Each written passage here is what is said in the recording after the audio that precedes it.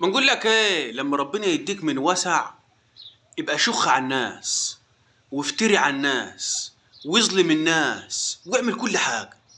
يا راجل ارحم نفسك، قسما بالله انت بتأذي نفسك وانت فكر انت بتأذي الناس. والله العظيم بتأذي نفسك انت، قسما بالله بتأذي نفسك وبتضر نفسك وبتشيل نفسك ذنوب وتشيل نفسك هموم عالي.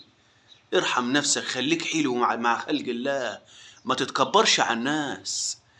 الكبرياء وحش، قسما بالله. المال بتاعك ده هو اللي ربنا اداهولك، ده ربنا اداهولك، انت ما عملتوش من خالق. دي اللي ربنا اداهولك، قسما بجلالة الله يزول في ثانية. والله العظيم يزول في ثانية وترجع ريمة لعادتها القديمة. ترجع تشتغل وانت تلاقي حد يشغلك اصلا. ما انت كرهت الناس فيك، انت كرهت خلق الله كرهتهم فيك. ارحم نفسك وخليك حلو وخليك على وضعك، ما تتكبرش على خلق الله. خليك حلو يا اخي، خليك حلو، غير من نفسك يا اخي.